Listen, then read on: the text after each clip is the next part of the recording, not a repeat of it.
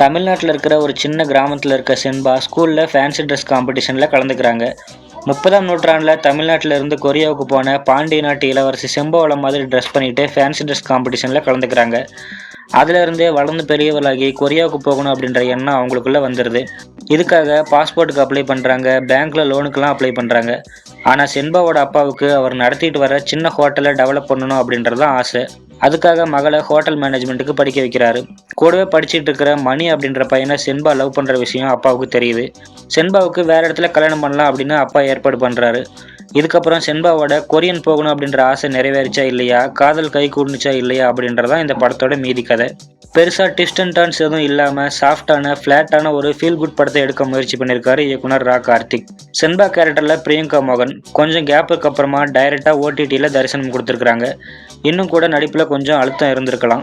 மணி அப்படின்ற கேரக்டரில் ஜென்சன் திவாகர் அவருமே கூட கேரக்டரை உணர்ந்து இன்னும் கொஞ்சம் நல்லா நடிச்சிருக்கலாம் அப்படின்னு தோணுது. படத்தோட ஆரம்பத்தில் கொரியாவிலேருந்து பிரியங்கா மோகனை பார்க்கறதுக்காக கொஞ்சம் பேர் கிளம்பி போகிறாங்க. அங்கேயே நமக்கு தெரிஞ்சிருது பிரியங்கா மோகன் கொரியாவுக்கு போய் ஏதோ பண்ணி பிரபலம் ஆயிட்டாங்க அப்படின்றது. இதுக்கப்புறமா ஃப்ளாஷ்பேக்கை ஓப்பன் பண்ணி அவங்க கொரியா போவாங்களா மாட்டாங்களா அப்படின்னு ஆடியன்ஸை யோசிக்க வைக்கிறதெல்லாம் ஸ்மார்ட்டான ஸ்க்ரீன் பிளே ஐடியாவாக தெரியல. சென்பா அப்படின்ற கேரக்டரோட சுய தேடலுக்கான பயணம் தான் இந்த படம். ஆனால் அந்த கேரக்டர் அனுபவிக்கிற கஷ்டமோ வலியோ குழப்பமோ எதுவுமே ஆடியன்ஸுக்கு கனெக்ட் ஆகிற அளவுக்கு சொல்லப்படவே இல்லை. அதுக்கான காட்சிகளும் அமையவே இல்லை. எல்லாமே ரொம்ப ரொம்ப ஈஸியாக அமைஞ்சிருது. அவங்களுக்கு சின்ன சின்ன தடைகளை கூட ஈஸியாக யாரோ ஒருத்தர் ஹெல்ப் பண்ணிடுறாங்க, அவங்க மேலே போயிடுறாங்க அப்படின்னு ஃபுல் அண்ட் ஃபுல் பாசிட்டிவ் வைபோடையோ எல்லாருமே நல்லவங்க அப்படின்ற பார்வையில் இந்த படம் சொல்லியிருக்கிறது கொஞ்சம் ஆர்டிஃபிஷியலாக இருக்குது. கேரக்டர் காட்சிகள் எல்லாமே திரைக்கதைக்கு சாதகமாகவே வளைஞ்சு எழுதப்பட்டிருக்கு.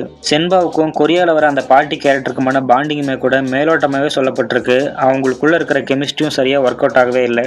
சென்பா கொரியாவுக்கு போனதுக்கப்புறமா அங்கே இருக்கிற ஏதோ ஒன்று, அந்த கல்ச்சரையோ அங்கே இருக்கிற லேண்ட்ஸ்கேப்பையோ அந்த ஃபுட்டையோ ஏதோ ஒன்று அவங்க இவ்வளோ நாள் கொரியா போகணும் அப்படின்னு ஏங்கினதுக்கான காரணத்தை அங்கே போனதுக்கப்புறமா பண்ணுவாங்க அப்படின்ற மாதிரி காட்சிகள் எதுவுமே இந்த படத்தில் இல்லை.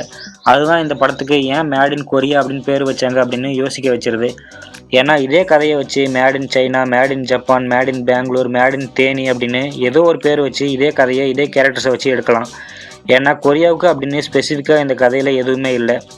தனியாக உட்காந்து ஃபீல் பண்ணுற பிரியங்கா மோகனுக்கு தமிழ் பாட்டை வயலினில் வாசித்து காட்டுற கொரியன் கேரக்டர்.